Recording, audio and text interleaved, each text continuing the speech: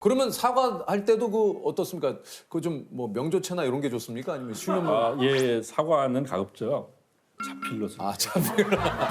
사과는 자필로. 과일체 아니죠? 과일체. 옥수수체. 과일제로 하면 다시 심하셨어요. 심해서 새로 써야 돼요. 귀엽게 보이려고. 취업 준비 6개월 만에 대기업 15군데 합격한 취업의 신 황인 대리님이십니다. 어유. 반갑습니다.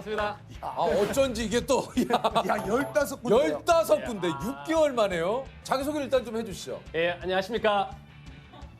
현재 Q와 옛 사명인 한국브루트에서 교육팀에서 근무 중인 황인 대리라고 합니다. 반갑습니다.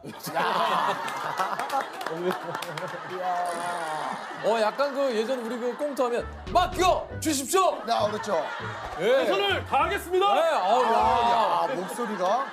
아니 지금 근무하신 지 얼마나 되셨습니까? 근무하신 지 한 7년 근무한 지 대리님이 인터넷에 취업의 신으로 좀 회자가 되고 있는 분이에요. 그러니까 취업 당시에 총 몇 군데 지원했고 몇 군데 합격을 하신 겁니까? 제가 한 28군데 지원을 했고 서류 합격은 한 15군데 합격했습니다. 2015년도에 제가 그때만 또 뭐 계속해서 이게 시험을 취업난이 어마어마했을 텐데 어떻게 15군데를 제가 89년생입니다 현재. 예. 비운의 08학번입니다.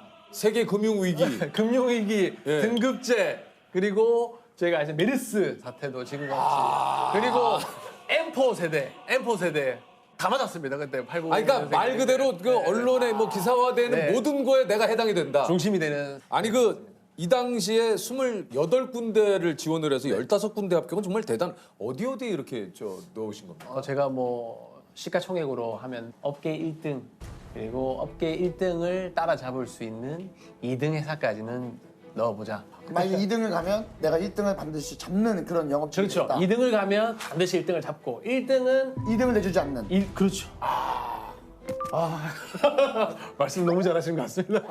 저는 왜냐면 좀 아니 딴 거 같은 영업 계열인데. 그러니까 조셉도 영업하면 굉장히 잘했을 거예요. 반갑습니다. 잘 모시겠습니다.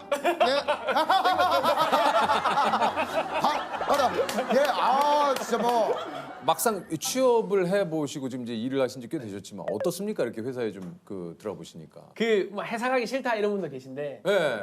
굉장히 좋습니다. 어떻게 보면. 그 직장 생활이 딱 맞으세요. 제가 지금 교육팀에 있으니까 네. 우리 11,000명의 매니저님들을 전국적으로 교육을 하는 일을 하거든요. 네. 제가 실시간으로 하는 영상을 보시고 댓글을 막 올려주십니다. 와, 항인들이 너무 잘생겼다. 너무 멋지다. 뭐 좋은 댓글만 좀 얘기를 해주세요. 제가 별명이 치와에게 유재석입니다. 참고로 이게 워낙 분위기가 좋고 매니저님 소리 질러! 막그 댓글 막 채팅 막 화력이 장난 아닙니다. 파이팅이 뭐. 네. 매니저님들이 막 이렇게 자리에서 전국 각지에서 막 너무 좋죠. 아니 뭐 이 정도면 회사 내에서도 유명하시다 보면 대표님이 따로 한번 좀 보자라든가. 그게 쉽지 않습니다. 그거 쉽지 않아요. 네. 공과사가 확실한 회사.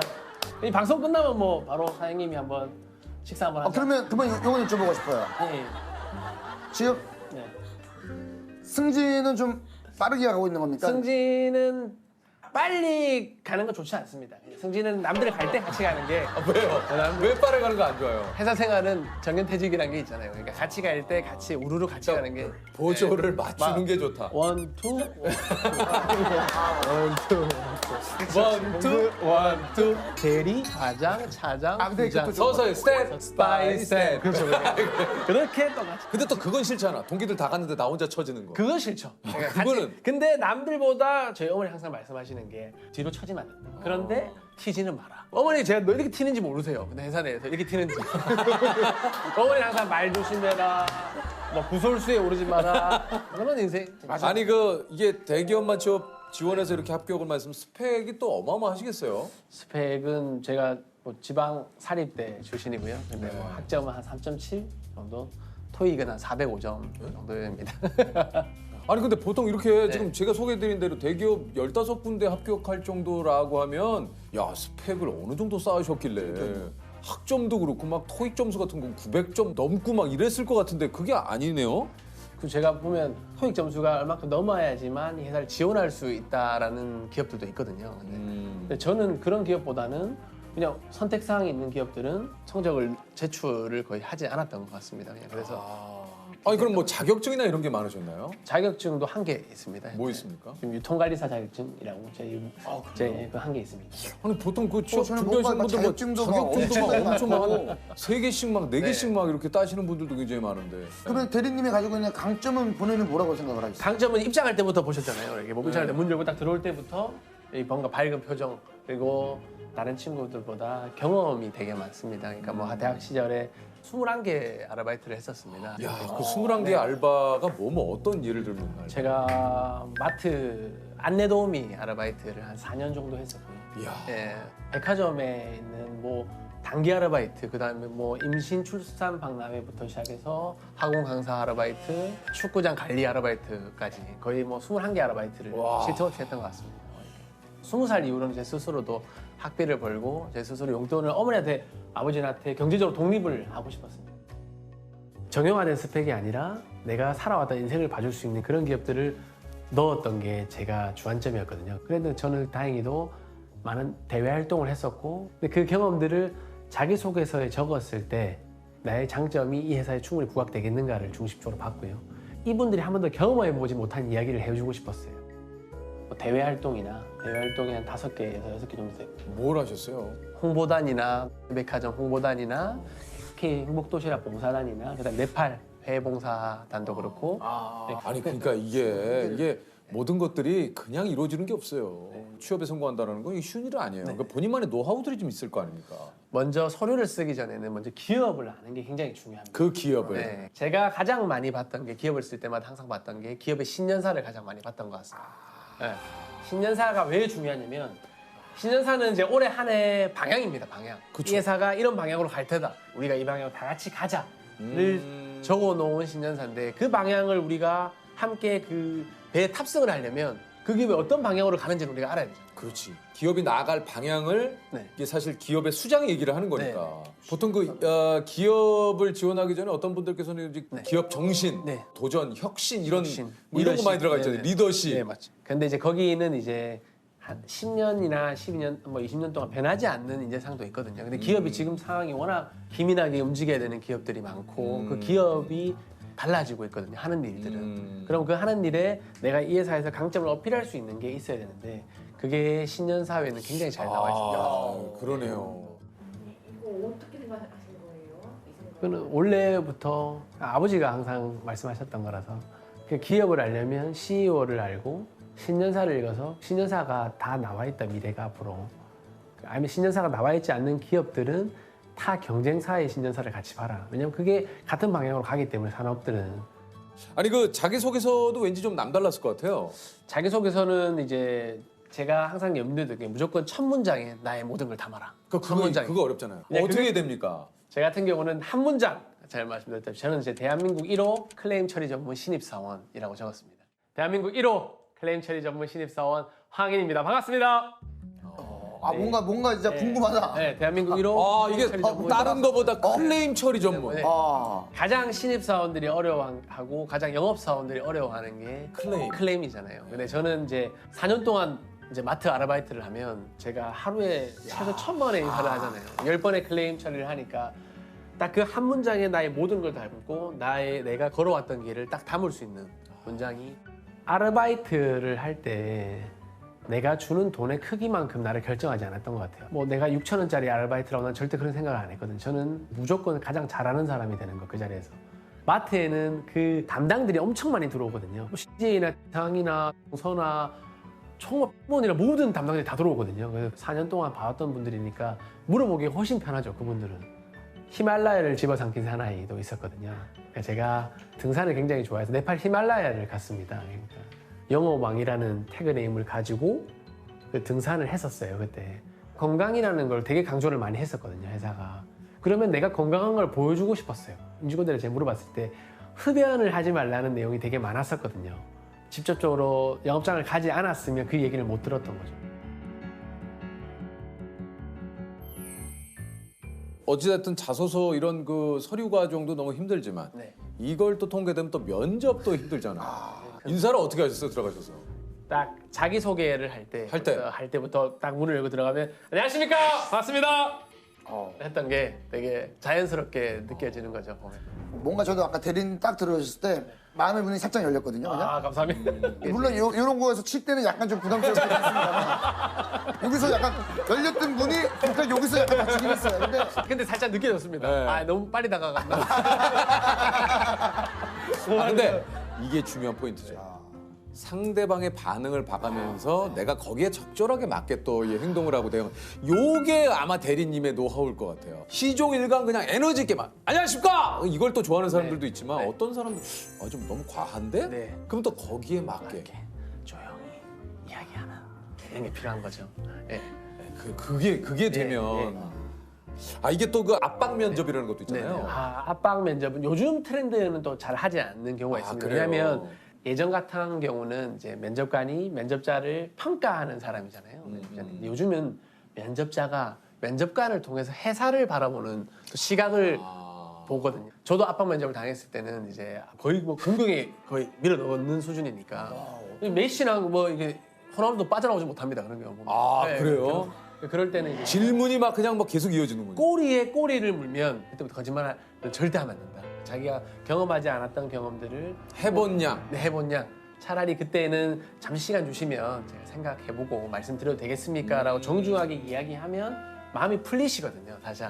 그 순간을 모면하고자 네. 내가 하지 않은 뭐 갑자기 막 그냥 내 생각도 전에 입이 네. 막 그렇죠. 내 뇌가 깜짝 놀랄 때 있잖아요. 나도 모르게 입을 막 벌리고 있어서 뇌가 놀랄 때 있거든요. 또 예를 들면 압박 면접은 어떤 질문이 있어요? 예를 들면 압박 면접은 이제 저는 영업직이었으니까 그 당시에 메르스 사태였습니다. 그러니까 병원 안에 있는 제가 매장을 방문해야 되는데 병원에서 통제를 한다 메르스 때문에 그럴 때는 어떻게 들어가겠느냐. 처음에는 바로 들어갈 수 없다. 그런데 우리 담당하시는 분에게 인간적으로 먼저 다가가겠다. 커피도 이렇게 드린 다음에 이야기를 나누겠다 했더니 그래도 못 들어간다니까요. 얘기하시더라고요. 그럼에도 못 들어가요. 어떻게 하시겠어요? 그 이야기를 해도 이제 그때는 계속적으로 이제 궁지에 모시는 거죠. 그냥.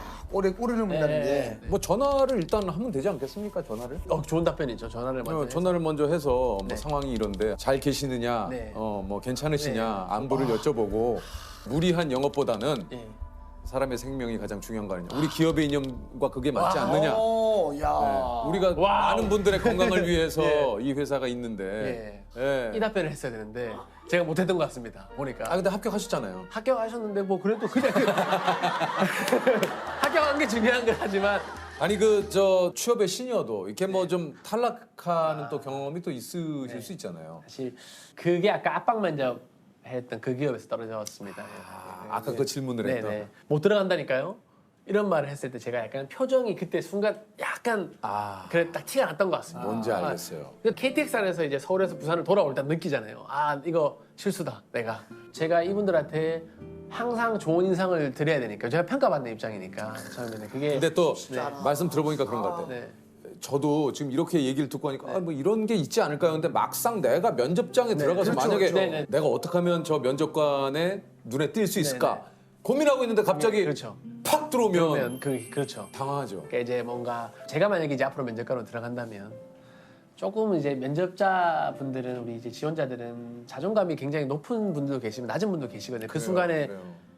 진짜 인생의 기회이고 그게 그럴 때 조금은 따뜻한 시선으로 바라봐 주시고 따뜻한 공간을 만들어 주시면 그 친구들이 그동안 준비해왔던 가정들이 있잖아요. 근데 그게 만약에 떨어지면 굉장히 그 가정이 다 무너지는 거 같거든요. 상실감이 좀. 그렇죠. 유퀴즈 좋습니다. 좋습니다. 자, 문제 드립니다. 국립국어원에서는 스펙업을 대신할 우리말 순화어로 이것 쌓기를 선정했습니다. 이것은 일정한 자격이나 조건을 갖춘다는 뜻의 우리말과 헤아리다를 뜻하는 한자어의 합성어인데요. 스스로 일을 해낼 만한 능력을 뜻하는 이것은 무엇일까요? 이 상당히 좀 어렵네요. 이 상당히 좀 어렵네요. 자율? 자율. 잘 모르겠습니다. 자, 정답은 깜냥입니다. 이거 어려워. 야 진짜 어렵다. 나 이거. 자, 우리 조셉 한번 보여주세요. 제주산 은갈치 세트. 감사합니다. 제가 이거 좋은 날입니다 오늘 그래도 뭐. 빠바바바바바바바바.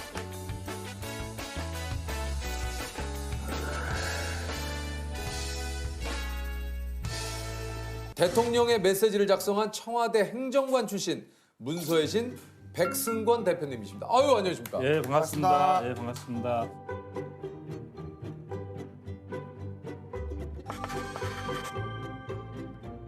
아, 청와대 행정관이셨어요? 예, 참여정부 때 청와대에서 행정관 역할을 했었어요. 청와대 나오고 난 다음부터 지금까지 한 10년 정도 이 보고서 작성 교육과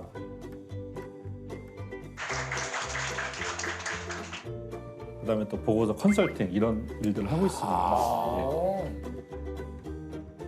청와대 행정관으로 근무하셨으면 거의 그 이제 문서의 뭐 거의 끝판왕 아닙니까 이게? 아니 뭐 거기까지는 아니고요. 예. 얼마나 근무를 하셨어요? 저 한 3년 정도 근무를 했습니다. 아, 3년 정도 홍보수석실이요? 예, 그렇습니다. 예. 아니 그 이게 이제 홍보수석실이라는 곳이 좀 간단하게 좀 소개를 해주시면 어떤 예, 곳인지. 홍보수석실은 이제 대통령님의 어떤 정책이나 또 정무의 메시지를 국민들이 알기 쉽도록 이렇게 전달하는 이런 역할을 하는 겁니다. 아, 예. 한 6개의 비서관실로 나눠져 있는데요. 네네. 근데 저는 그 가운데서 저희 국정 홍보의 역할을 했었습니다. 아, 그러셨군요. 예. 그러니까 저희가 어떤 말을 글로 쫙 이렇게 일목요연하게 예. 많은 분들에게 이렇게 딱 그 어떤 내용이 잘 전달되게끔 예. 이거 글로 표현하는 게 진짜 이게 어렵잖아요. 네, 어렵죠. 함축적으로 딱 표현하는 게. 맞습니다. 예. 아, 근데 보면 이제 우리 유재석 선생님은 이 생각과 말 사이에 예. 인터벌이 거의 없어요. 저요? 예, 이런 분들 제가 굉장히 부러워합니다. 우리 조세호 선생님은 이 생각과 말 사이에 조금 인터벌이 계세요. 네, 그렇죠? 네. 조금 인터벌이 계세요. 네, 그렇죠? 네. 누구야? 김미성. 아니 제가 왜 그러냐면 아, 예, 예. 저도 그런 스타일이기 때문에 아, 예. 그런 것 같아요. 제가 봤을 때는 예, 그러니까 재석이 형은 뭔가 말에 자신감이 있는 것 같아요. 예, 그냥 제 예, 느낌에 예, 예. 그러니까 본인이 전달하려고 하는 메시지에 대한 확신도 있고 예, 예. 또 그걸 강단 명료하게 딱 전달을 잘하시는 것 같은데 예. 저는 혹시나 이게 맞는 단어일까 아니면 어떡하지? 맞습니다. 이게 뭐 맞는 예, 예. 어휘인가? 예. 막 이런 것들도 뭐 많이 생각을 하다 보니까 평소에 아마 이 생각들을 계속 이렇게 머릿속으로 정리하고 사시는 것 같아요. 그렇기 때문에 예. 어떤 때나 이렇게 누르면 그냥 나오는 이런 이제 스타일이 그렇죠, 아닙니다. 그렇죠. 아, 그 정도 예, 아닌데 제가. 예. 아니 근데 이게 저 예전에 이제 청와대 근무하셨던 셰프님께서도 이제 예, 나오신 적이 예, 있는데 이게 이제 선발 과정이 사실 굉장히 좀 까다롭지 않습니까? 예, 청와대는 이제 공채가 없습니다. 예, 전부 이렇게 대통령님하고 이제 5년 동안 같이 일할 사람들이기 때문에 체구나. 예, 이미 이제 능력이 인정된 검증된 사람을 중심으로 아. 이 채용을 하죠. 청와대 안에서도 글 쓰는 행정관이나 비서관들이 많았거든요. 근데 조금 어떤 내용들을 좀 체계 있게 좀 기획 기사처럼 쓰는 사람을 좀 찾아봐라. 그래서 이제 수험 끝에 저한테까지 이제 그 기회가 온 겁니다. 원래는 그러면 어떤 일을 하고 계셨습니까? 저는 이제 신문 기자 생활을 하다가 네, 그렇게 하다가 이제 그 시골에 기농을 했었습니다. 그때 아, 기자 생활을 이제 그만두시고. 예. 농사를 짓고 있을 때 저한테 그런 기회가 와서 그래서 이제 그 기회에 응했고 또 여러 가지 절차를 거쳐서 이제 일을 하게 된 거죠. 청와대로 이제 출퇴근을 예, 그렇습니다. 예. 기분이 어떠셨어요? 청와대는 이제 처음에 너무나 좋았죠. 그런데 아마 우리나라 직장 중에서 아침, 점심, 저녁을 다 주는 곳은 아마 청와대밖에 없습니다. 아. 왜 그렇게 줄까? 그 이유는 일찍 나와서 늦게까지 일을 하라는 이야기죠. 청와대는 이제 보통 아침 7시쯤 출근을 합니다. 예. 저희는 이제 일단 하루 동안 그 어떤 이제 국정 아젠다가 있는지를 주로 신문을 보고서 파악을 합니다. 아, 신문 일단 쭉 보셔야 돼요. 예, 그렇죠. 새벽 5시 10분 이 시간부터 청와대 비서관들의 공식 일정이 시작됩니다. 배달된 신문을 각 비서실별로 분류해 놓으면 해당 비서실 직원이 신문을 챙겨갑니다. 경찰이나 이렇게 올라오는 이제 정보들 다 보고요. 예. 아침 8시부터 대통령님하고 회의를 합니다. 예. 원래 이제 대통령님도 9시부터 이렇게 업무 시작이 집무실에서 일을 하는데 이제 8시는 출근 전이잖아요. 그러니까 이제 대통령 관저에 이렇게 소회의실이 있습니다. 소회의실이 있고 거기에 대통령 계시고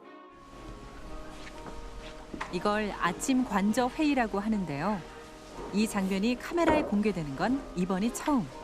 대통령이 쭉 그 이렇게 어떤 국정 관련된 여러 가지 이슈들을 이제 브리핑을 합니다. 이건 대변인 브리핑, 이거는 당신이 직접 하신 말씀, 이거는 또 저 같은 이제 이 국정부 비서관실에서 어떤 메시지를 만들어서 청와대 홈페이지 게재해라 이렇게 이제 그게 다 결정이 나는 겁니다. 아니 그러니까 이제 대표님이 쓰신 보고서를 예. 요거는 이제 매일 대통령께서 읽으시는. 야 그렇죠. 이거 사실 네. 그 굉장히 좀 부담스럽지 않으셨어요? 처음에 근무하시고 나서. 그게 부담스럽죠. 그리고 더구나 이제 노무현 대통령님은 이 어떤 글쓰기 말하기에서 굉장히 거의 프로의 수준을 갖고 계신 분이거든요. 네. 그러니까 이제 그런 분을 상대로 해서 매일 글을 쓰고 이제 보고를 해야 되니까 힘들잖아요. 보통 이제 청와대는 보고서를 작성을 해서 이지원이라고 하는 이제 그룹회가 있습니다. 그러니까 업무망이 있어요. 네. 이렇게 대통령한테 이제 결지를 올립니다. 주로 이제 퇴근할 때 결지를 네. 올리죠.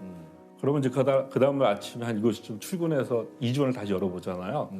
그러면 이제 거기에 대통령님이 결지한 문서가 이렇게 저한테 이제 와요. 와 있습니다.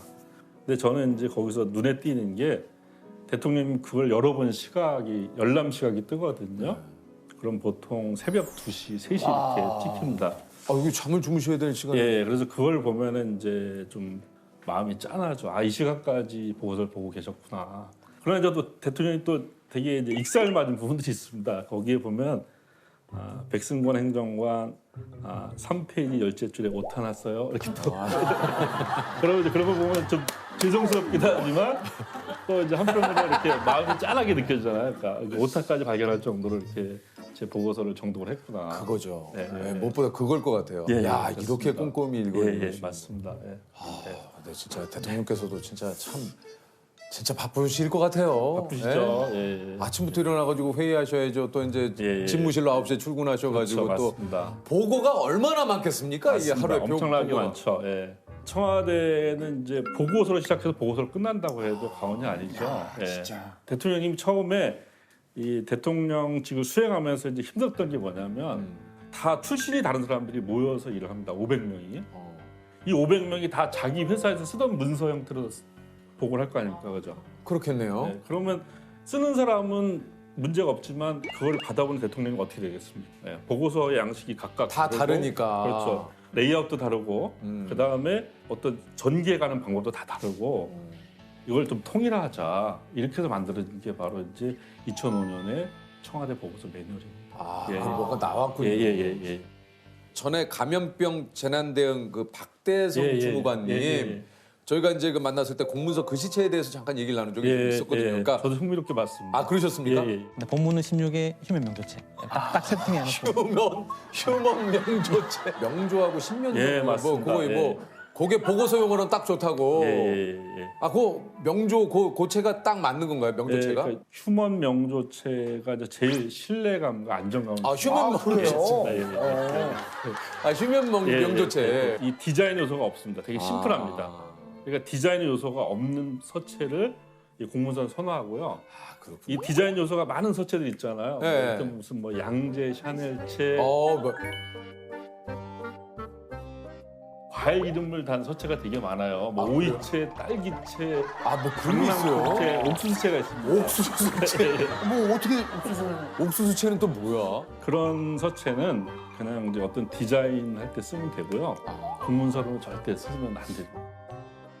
아니 우리 PD님들은 자막에 맑은 고딕을 많이 쓴다 그래요. 예. 맑은 고딕은 좀 어떻습니까? 맑은 고딕은 주로 이제 어떤 디지털 타입 문서에 어울리죠. 그러니까 지금 약간 HTML 문서나 아니면 또 이제 파워포인트 문서에는 좋은데 네. 보고서는 출력을 해서 보지 않습니까? 그렇죠. 맑은 고딕보다는 이제 이 명조 계열이 훨씬 좋죠. 예.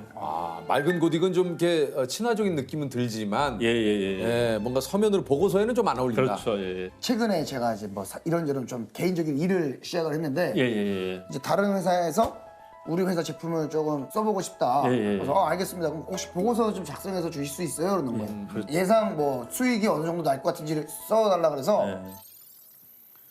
얼굴 보고 일단 이야기를 좀 아니, 우리 네. 맞습니다. 너무 그 고충이 이해가 됩니다. 네. 몇 가지 이제 우리가 보고서로 일을 하는 것을 좀 구분해 보면 자, 어떤 일을 할 때 이제 기획서를 쓰거든요. 그렇죠. 먼저. 그리고 또 우리 아까 조세호님 얘기한 것처럼 이렇게 사업을 서로 하기 위해서는 제안서를 써야 됩니다. 이게 바로 제안서거든요. 제안서. 그다음에 사업이 진행되는 동안에 상황 보고서를 쓰고요. 마치고 나면 또 결과 보고서를 쓰고. 그다음에 이제 또 회의를 하기 위해서 회의 자료 보고서가 있고 회의 끝나면 또 회의에 무슨 말을 했는가 회의 결과 보고서가 있어요. 아우, 이런 거를 이제 전부 다 이렇게 다 그 보고서의 유형을 나누는 겁니다. 나누고 거기에 따라서 이런 거가 다 양식화돼 있습니다. 그러니까 우리 조세호님이 그 양식을 알았다고 한다면 이렇게 이제 일단 만나서 말부터 하자 이런 말을 안 하시죠. 바로 그 양식 띄워놓고 페이퍼 쳐서 딱 보내고 마무리할 때 딱 만나서 이제 딱 사인하십니다. 아, 그러니까 이런 걸 해본 적이 없으니까 보고서. 맞습니다. 네. 아, 보고서 너무 많네. 아우, 진짜 보고서로 시작해서 맞습니다. 이 특히 비즈니스 부분은 항상 서류로 다 말을 하고 그러니까 그런 것 같아요. 아, 우리 그 비즈니스는 서류로 해야 되는데 너무 얼굴 보고서를 하니까. 네, 그렇죠. 만나 보고서. 만남 보고서. 얼굴 보고서? 만나 보고서. 네. 어. 아니 그 이제 사실 문서 때문에 스트레스 받는 분 굉장히 많을 것 같아요. 우리 시청자 여러분께서 우리 자기님들도 직장 생활하시는 분들이 많기 때문에 저희가 그래서 좀 그걸 좀 준비를 해봤어요. 이게 이제 공문서. 이렇게 됩니다. 이 서체 크기가 되게 크잖아요. 좀 있네요. 네. 예. 이 보고를 받으신 분들이 이제 좀 나이 연세가 있으시잖아요. 한 15포인트 정도 해줘야 이제 가독성이 좋아지는 거죠. 네. 그래서 대표분이 좀 젊거나 이런 데는 굳이 15포인트까지 할 필요 없습니다. 한 13포인트로 해도 되는 저것도 거죠. 다 이유가 있는 거구나. 그리고 여기 이제 오른쪽 왼쪽 여백이 20mm씩 되는 거는 뭐냐면요. 좀 왜 그래요? 글자 크기가 15포인트 커졌잖아요. 네. 그러니까 한 장에 쓸 수 있는 글자 수가 적어지잖아요. 이걸 보완하기 위해서 좌우 여백을 늘리고요. 그다음에 이제 여기 보면 또 줄간격이 130 아니에요. 네. 보통은 이제 우리가 줄간격이 160을 씁니다. 이걸 줄이는 이유도 뭐냐면 뭐예요? 이 글자가 커진 것만큼 많이 담기 많이 위해서. 담기 위해서 저렇게 이제 이런 저기 다 서식이 나오죠. 중요한 부분은 진하게 또는 파란색으로 그렇죠. 표시. 예, 보통 이제 제가 그 보고서 컨설팅 같은 걸 많이 해보면 너무나 화려해요. 그러니까 색깔도 뭐 다양하게 쓰고 그다음에 뭐 이미지, 그래픽 엄청나게 넣습니다. 그런 화려한 보고서의 특징은 알맹이가 없는 보고서입니다. 알맹이가 없는데 뭔가 임팩트를 주기 위해서 자꾸 그럼 화려한 색을 쓴다는 거. 예, 근데 그렇게 하면 이제 알맹이가 생기는 것이 아니라 보고서를 읽는 그 결재권자에게 시각적 피로감만 불러일으키는 거죠. 예. 저기 뭐 보니까 뭐 글자 색상 연한 옥색, 글상자 테두리선 0.3mm. 야, 이것도 어렵네. 이거 뭐 맞습니다. 휴면 명조 15포인트 4칸 들여쓰기, 중고딕 13포인트 3에서 7칸 들여쓰기. 와, 문당 그러면 두개가 기수치가 달라요. 예, 왜냐하면 이 중고딕은 이제 여기 당구장 표시가 있잖아요. 이거는 이제 참조 내용을 참조다. 예, 참조 표시. 참조고. 예.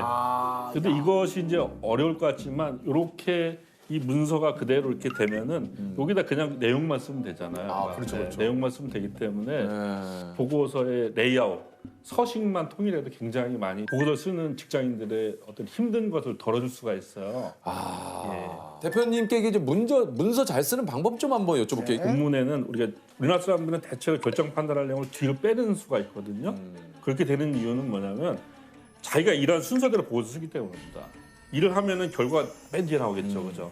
결재권자는 그걸 궁금해하는 게 아니라 결과부터 궁금할 그렇죠. 거잖아. 그러니까 결과 용건을 앞에 제시하고 왜 이런 결과가 나왔는지, 또 왜 이런 결정 판단이 필요한지 그 이유를 뒤로 설명하는 거죠. 그러니까 배경 설명을 뒤로 해주는 겁니다. 요거만 해도 이 보고서에 가독성이 굉장히 높아져요. 대체로 이제 보고서 보면은 이 상사들이 그냥 보고서만 보고 이해하는 게 아니라 부르잖아요, 그러니까. 딱 불러서 이게 도대체 무슨 보고서야 이렇게 막 묻잖아요. 그렇죠, 그렇죠. 네. 아마 보고서를 이따위로 쓴 거야, 이거? 그러니까 이제 이 뭐야? 내용이 뭐야? 직장인들의 최고 스트레스가 그거거든요. 상사 앞에 불려가가지고 이 보고서 놓고서 막 지적들 당하는 거잖아요. 그 드라마에 많이 나고 그거 봤거든요. 네, 막 이게 이게 뭐야, 이거? 그냥 하는 게 아니라. 이게 그럴 뭐 잘못됐습니까? 좀 장황하네요. 까고 똑같네. 내일까지 이 기획안을 왜 반려했는지 재무팀 입장에서 보고서 써서 제출해. 아니 그 저 회사 다니다 보면 또 이제 심할서. 예, 그렇죠. 아이고야. 요것도 뭐 잘 쓰는 방법이 심할서도 뭐 이게 양식이 있습니까 이게? 예, 양식이 있죠. 양식이 있는데 양식보다 더 중요한 것은 보통 이제 사람들이 심할서 쓰면은 내가 왜 이렇게 잘못을 했는가에 대한 이유와 배경 설명을 앞에다 구구절절히 씁니다. 그렇죠. 네. 뭐 아무래도 예. 그리고 뒤에 가서 마지못해서 죄송합니다. 죄송합니다 이렇게 쓰거든요. 근데 이렇게 하면 안 됩니다. 안 돼요? 일단 화끈하게 죄송합니다 잘못했다. 내가 뭘 잘못했다는 걸 명확하게 밝히고 그냥 막연하게 잘못한 게 아니라 이러이러한 점들 제가 잘못했다고 밝히고 그 다음에 왜 내가 이렇게 잘못을 저지르게 됐는지 이유를 그 다음에 설명을 하는 거죠.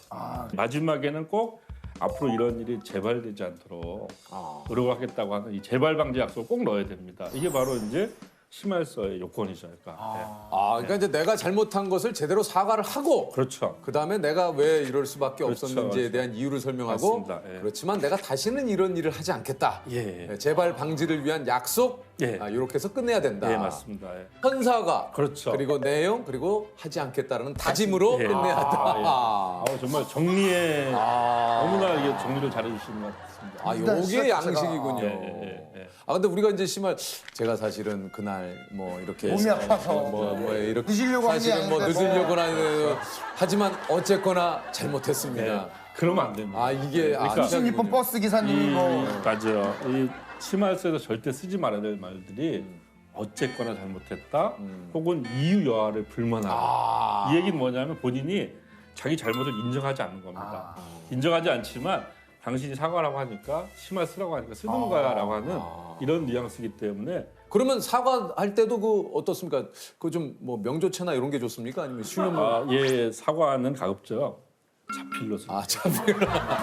사과는 자필로. 휴면 명조체. 예, 밝은 고딕, 맑은 고딕 아닙니다. 예. 과일체 아니죠. 과일체. 옥수수체. 과일체라면 다시 심할서 새로 써야죠. 귀엽게 보이려고. 옥수수체.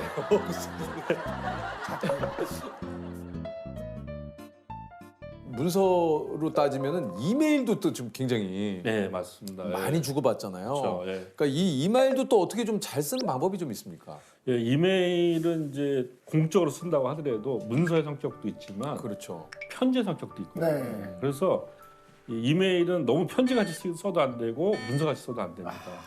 이 두 가지 요소를 같이 합쳐야 되죠. 어렵네. 예, 그러니까 어렵진 않습니다. 뭐냐면 이메일의 어떤 이게 시작을 그냥 이렇게 사무적인 거로만 해버리면 받는 사람이 굉장히 딱딱해지거든요. 그래서 항상 이 이메일에는 정서적인 터치가 필요합니다.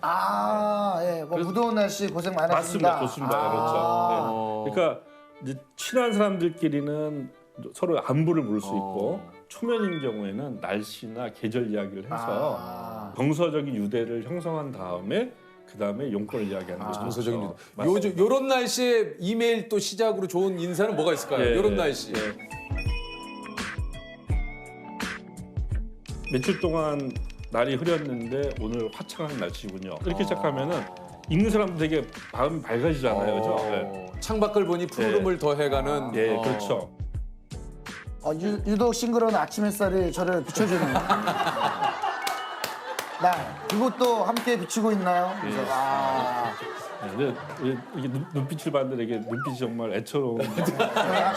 감성적입니다. 네, 굉장히 감성적이시죠. 우리가 좀 주의할 게 뭐냐면 상대방한테 제가 이메일 주소가 갈 수도 있고 내 이름이 갈 수도 있고 닉네임이 갈 수도 있어요.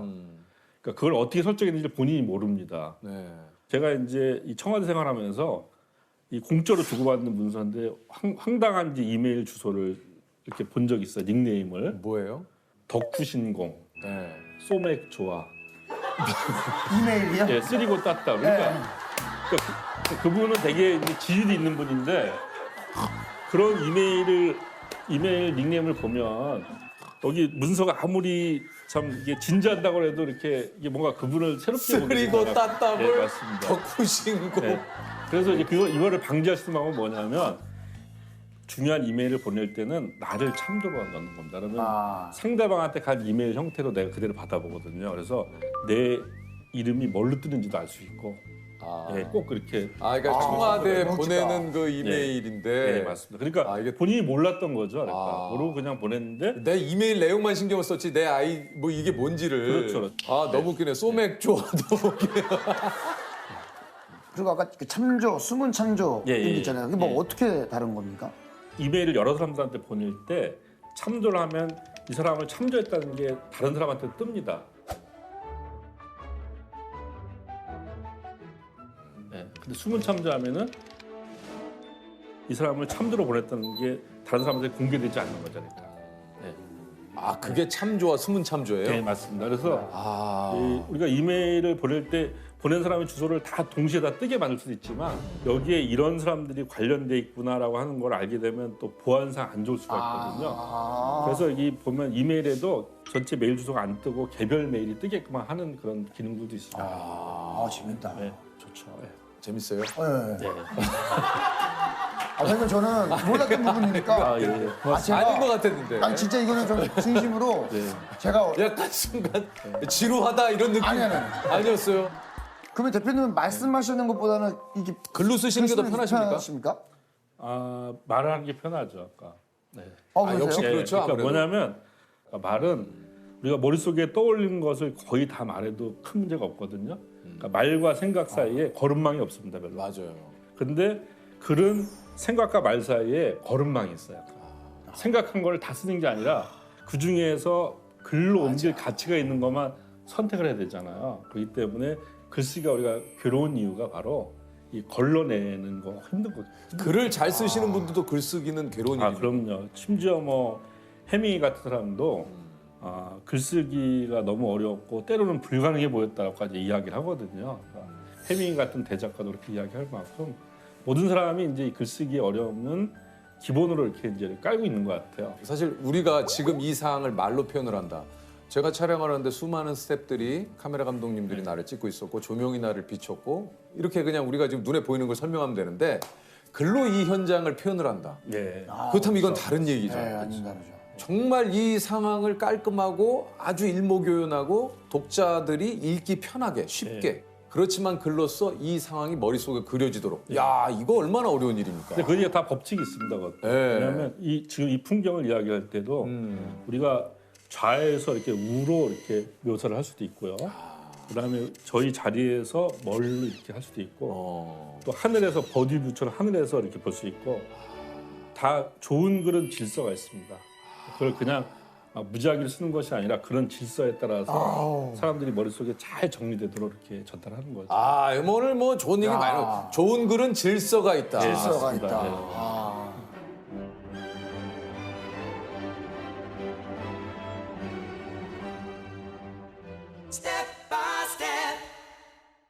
자, 문제 드리겠습니다. 이것을 맞춰주시면 됩니다. 네. 원래 이것은 영국 정부의 공식 보고서를 가리키는 말이었습니다. 이것은 1920년대 영국 정부가 외교 정책을 알리는 보고서의 표지 색깔 때문에 이름이 붙여졌다고 하는데요. 오늘날 정부가 정치, 경제 등 각 분야의 현상을 분석해 국민에게 정보를 알려주는 문서를 뜻하는 이것은 무엇일까요? 예, 백서입니다. 백서. 백서라고 대답을 해주셨는데요. 정답은 백서. 정답입니다. 야! 바로 뭐. 자 100만 원의 상금 드립니다. 아유. 축하드립니다.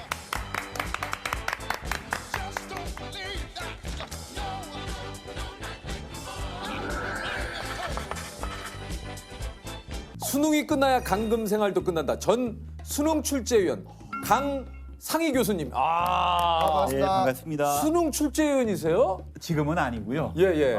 이전에 한 5차례 정도 출제를 했고요. 지금은 이제 그 수능 준비하는 학생들을 위한 교육 콘텐츠를 개발하는 연구소를 운영하고 있습니다. 그러면 지금은 저 연구소 소장님으로 불러야 됩니까? 뭐 소장 겸 대표도 하고 그렇습니다. 대표님으로 부를까요? 소장님으로 부를까요? 대표님으로 불러주십시오. 왠지 모르게 듣는 넘어가면 소장님보다는 대표님이죠. 뭐. 자 그러면 앞으로는 대표님으로 부르도록 하겠습니다. 제가 알기로는 이게 저 수능 출제위원이 되시면은 이런데 뭐 이렇게 방송에 출연하거나 이런 것이 굉장히 좀 어렵다고 좀 얘기 들었거든요. 또. 예, 아무래도 뭐 중요하고 또 민감한 시험이니까 그 문제와 관련된 사항들이 알려지면은 뭐 공정성이나 이런 데 대한 그렇죠. 그 논란이 또 있을 수 있겠죠. 진짜 어떻게 보면 인생에 또 굉장히 중요한 시험이잖아요. 어떻게 보면 평생에서 가장 중요한 시험이라고도 칭할 수 있는 시험이 그렇죠. 어떻게 보면 평생에서 가장 중요한 시험이라고도 칭할 수 있는 시험이 그렇죠. 예. 네. MC가 그 저기 큐카드를 놓치면 어떡합니까? 네, 뭐 혼나야 됩니다. 혼내주십시오, 대표님. 대표님 왜 그러세요?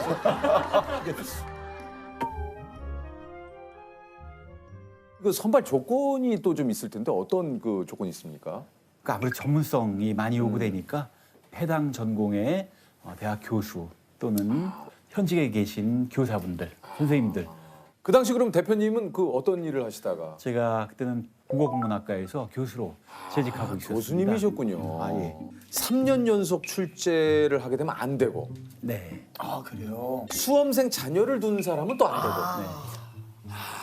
이런 또 조건들이 있군요. 그렇죠. 우리가 상식적으로 생각해서 이런 분들이 들어가면은 조금 문제가 있겠다 싶은 분들은 다 배제가 되죠. 그래서 각종 그 서약을 하죠. 이런 건 하지 않겠고 저런 것도 하지 않겠고 나는 그런 아이들도 없고 그래 본 적도 없고 뭐 이런 거 다 서약을 다 체크하고, 합니까? 네, 다 체크하고 서약하고 그렇게 들어가게 됩니다. 어떻게 또 이렇게 오늘 함께하게 되셨는지 우리 대표님께서. 제가 그래도 이제 수능 출제한 지 좀 시간이 많이 흘렀고 이제는 또 이제는 저를 안 부르실 것 같습니다. 예. 그래서 수능에 관해서 뭐 좀 도움이 될 만한 얘기는 세상에 좀 말씀을 드려도 되지 않을까 해서 궁금한 게요. 네네. 이 수능 출제위원을 하게 되면 내가 수능 출제위원이라는 거를 주변에 알려서 안 되잖아요. 그렇죠. 문자가 옵니까? 당신은 수능 출제위원입니다.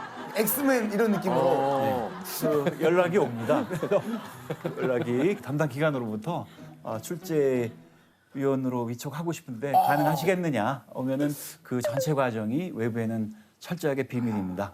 아니 그러면 며칠 동안 거기 그 이렇게 한 달이 좀 넘습니다. 한 달 넘는 기간 동안 감금 생활을 하죠.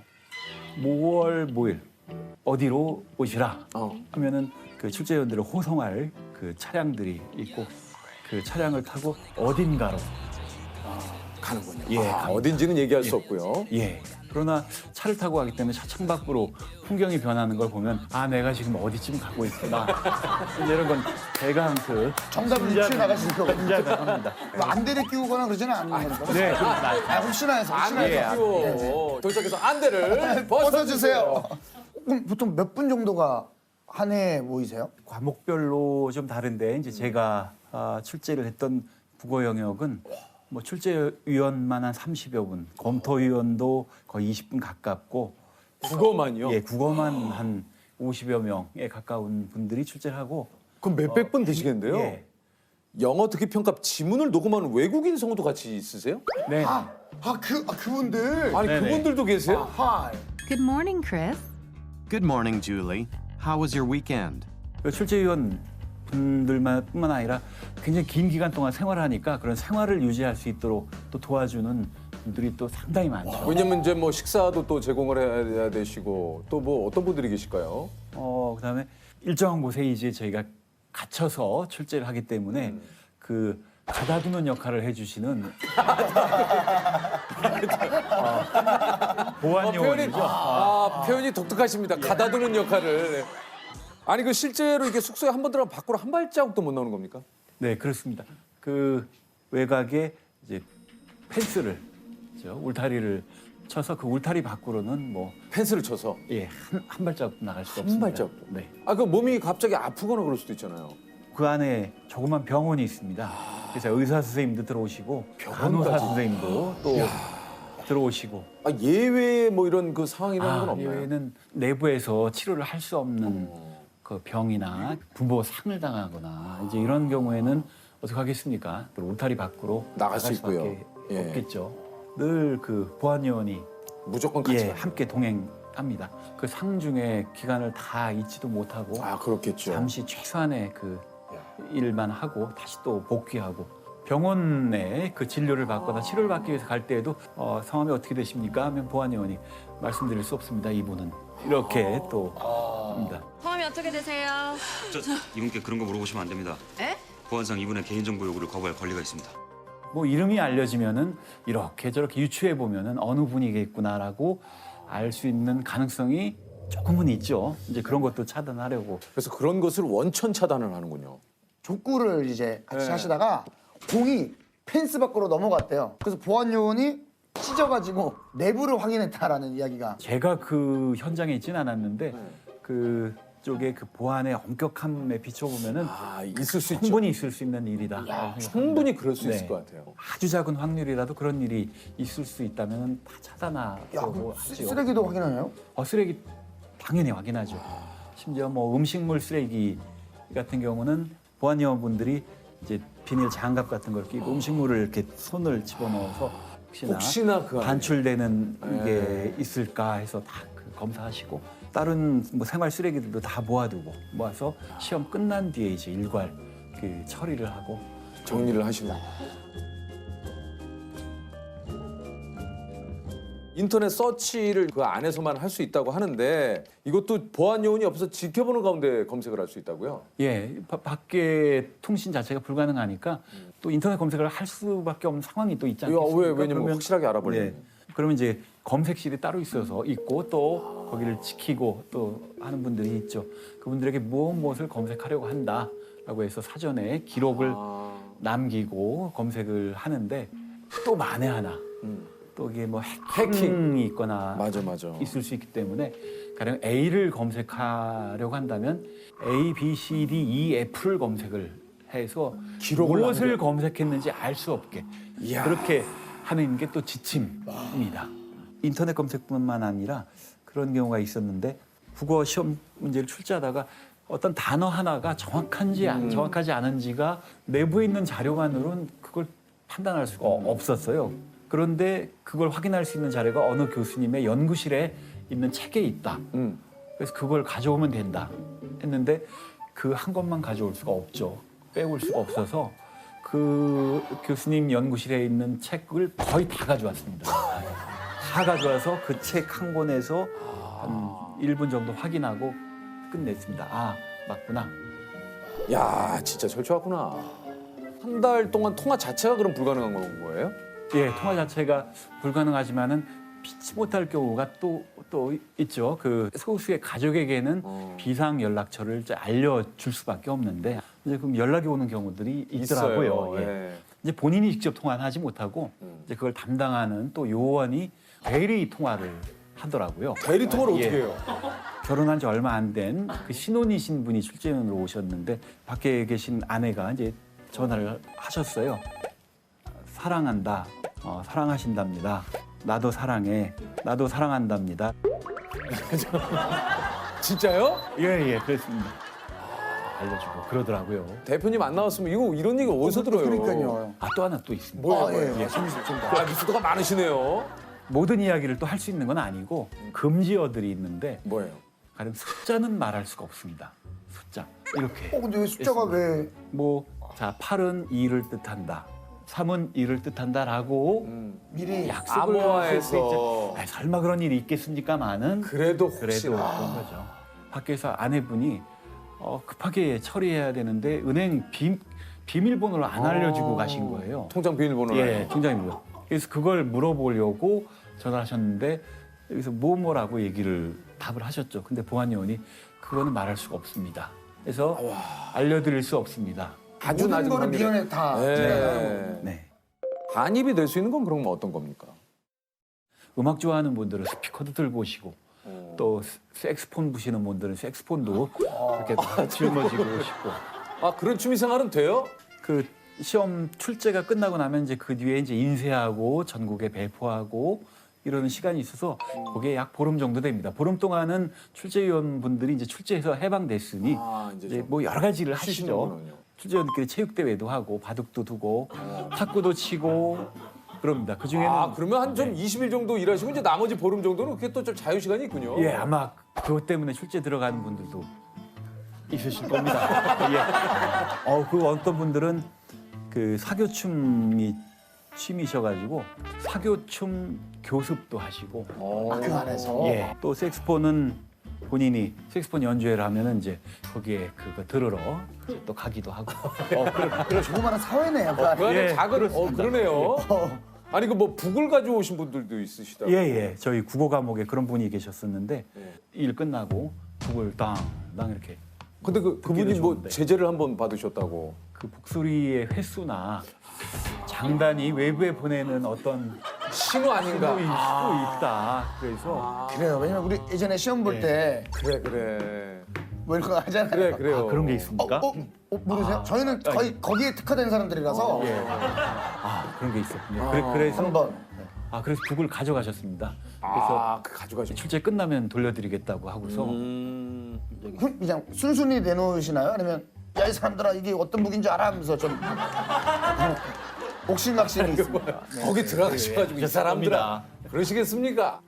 한 달 넘는 기간 동안에 좀 이 외부 소식이나 이런 것들이 좀 궁금하실 것 같은데요. 네. 그러니까 외부에 차단됐다고 해서 외부 소식 전혀 모르는 건 아니고요. TV도 볼 수 있고 또 신문도 구독이 다 됩니까? 옵니다.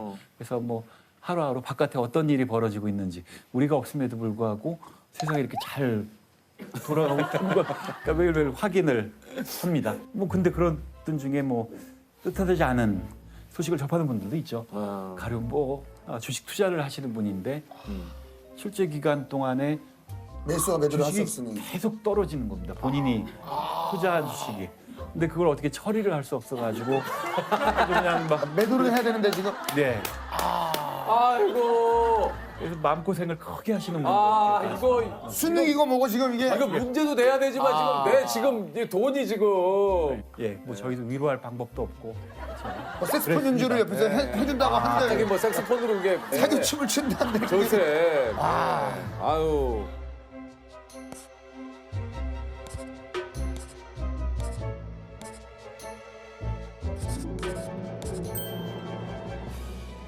우리가 사실 말로는 들어봤는데 수능 출제위원이 계시다라는 그 실제로 만나서 지금 얘기를 들어보기는 처음이잖아요.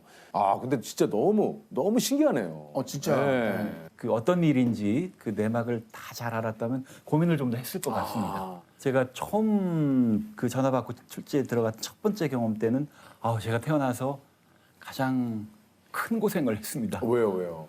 너무 힘들어서요.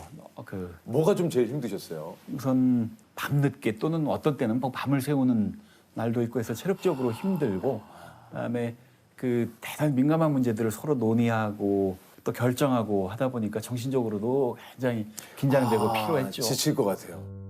수험생과 또 수험생의 입장 이런 생각에서 벗어나는 시간이 저는 거의 없었다라고 생각이 됩니다.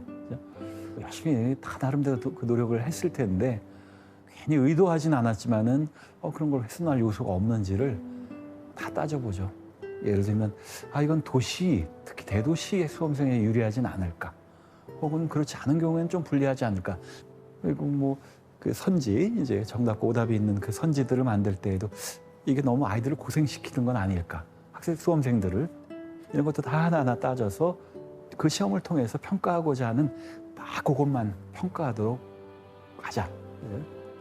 하다 보니까 그러다 보면 이제 새벽이 되고 이제 그런 경우들이 왕왕 있었죠.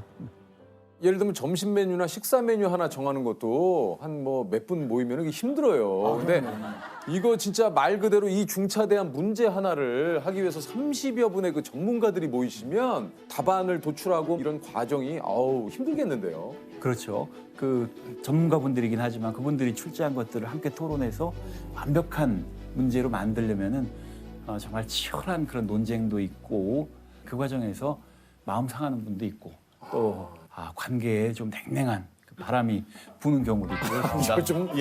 그래도 어찌됐든 많은 분들이 또 이렇게 모인 데라. 네. 그 다음 날 아침 식사하러 가셔야 되는데 나오지도 않으시고 그런 분들이 있습니다. 삐지셨다고 표현을 해야 될까요? 아니면 좀 소외받았다고? 마음에 상처를 입었다. 예. 마음의 상상. 예. 마음에 상처. 마상이라고 그거를 삐졌다고 표현하시면 안 되고. 좀 그런가요? 속상해서, 속상해서 섭섭해서. 예, 그럼 이제 혹시 아침에 식사 안 하신 적 있어요? 저는 꼬박꼬박 했습니다. 항상 수능이 끝나면 뉴스에 딱 뭐라고 하냐면 올해 수능 유난히 쉬웠다. 올해 수능은 유난히 어려웠다.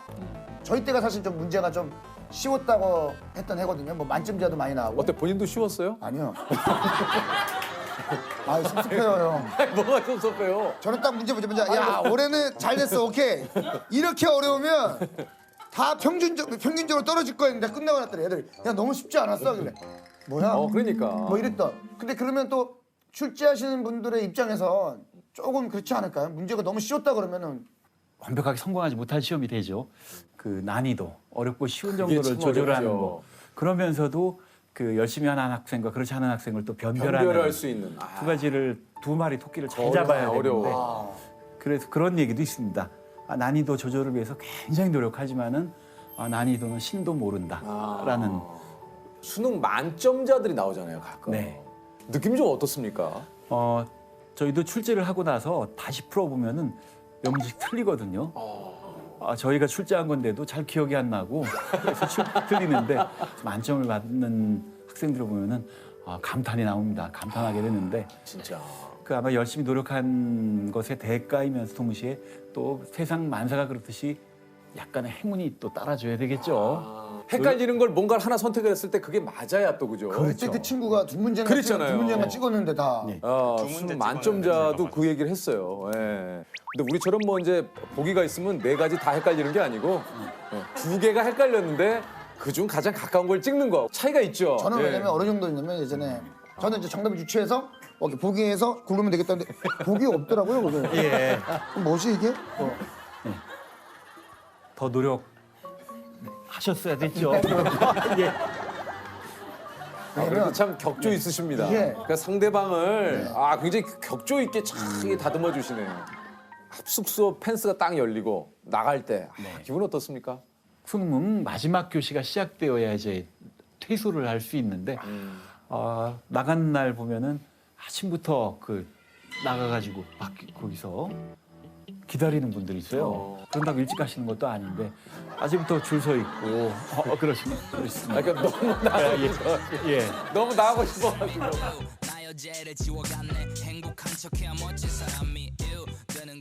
근데 이제 퇴소하기 한 2, 3일 전쯤부터 이제 걱정도 되죠. 가면 할 일도 참 많이 쌓여 있고. 그러니까 걱정도 되지만은 또 보고 싶은 사람들도 많고. 아니 근데 한편으로는 그 생각도 갑자기 들었습니다. 그러니까 뭐냐면 어느 정도의 보상이 이루어지는지는 잘 모르겠습니다. 베네핏. 그렇죠. 우리 조셉이 제일 좋아하고 중요하게 생각하는 베네핏. 저는, 네, 아니 그 베네핏이라고. 왜냐하면은 중요한 일을 하는 네, 거긴 네, 하지만 거기에 따르는 뭐가 있길래 이렇게 뭐 일단은 자부심이 가장 크겠고요. 그 나라의 중요한 일을 하게 판단하는. 된다는 그런 생각이 가장 크지만은 또 그것만으로는 되지 않죠. 근데 그래도 그렇죠. 그거는 되지 않죠. 굉장히 좀 예. 격조 있게 얘기를 해주시니까 예. 과하지도 않고 적지도 않은 그 수준에서 미소가 지어지는 경우. 들어가신 분들은 미소가 지어지는. 그 미소가 지어지지 않았을 때도 있기는 했는데 저는 최근에 이제 토크를 하면서 이렇게 격조 높게 웃음을 주시는 토크. 그러니까요. 제가 굉장히 배우고 싶어하는 예, 스타일인데. 아주 딱 말하는 단어들. 것만 딱 하시면서 재미있게 그죠? 혹시 얘기 나기면 직업병 같은 거 있으십니까? 길거리 지나다니면서 저건 맞춤법이 틀렸는데 띄어쓰기가 틀렸는데 하고 또 어떤 분들 말씀하실 때 문장이 잘 호응이 안 되는데 혹시 좀 저희에게도 호응이 좀 잘 안 된 게 있었나요?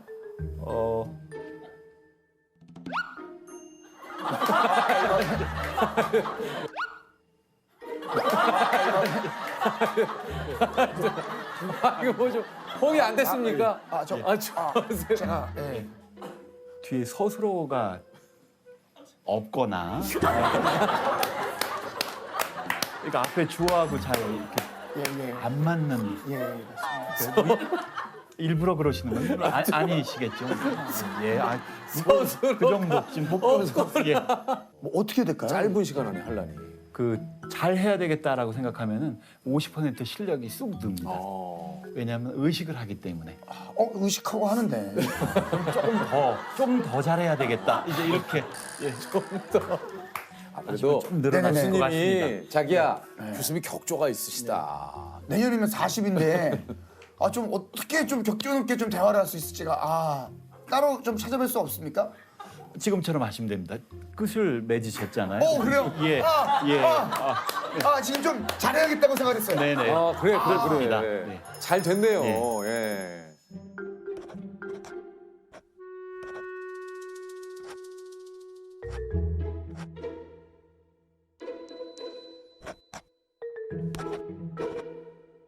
올해 그 수능을 본 친구들에게 좀 한마디 해주신다면. 올해 수능을 준비했던 수험생들은 다른 해보다도 더 많은 몸고생 또 마음고생을 했으리라고 맞아요. 생각합니다. 정말 그래도 수고 많았습니다. 어쨌든 한 고비를 넘었으니 그 고비에서 얻은 성취로 또 그 다음에 한 단계 더 나아갔으면 하는 바람입니다. 정말 올해는 이게 예기치 못한 이런 상황 때문에 더욱더 고생을 좀 많이 하셨을 것 같아요. 공통 질문이 조금 네네. 있죠? 한번 좀 드려볼까요? 한번 드려보도록 하겠습니다. 네. 2020년을 우리 대표님께서 한마디로 표현한다면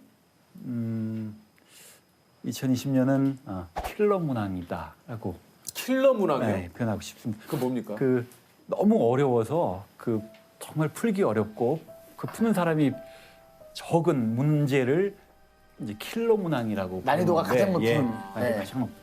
이제 코로나가 우리를 괴롭혔던 올해 상황이 정말 우리가 노력은 하지만 참 풀기 힘든 킬러 문항이 아닌가 하는 생각이 듭니다. 아, 그거를 또 킬러 문항이라고 하는군요.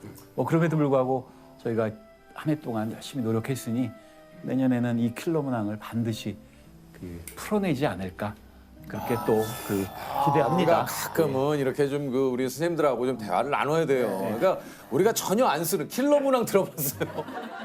다 킬러 문항인데 뭐 거기서 우리한테는 올킬 문항. 올킬이죠, 올킬.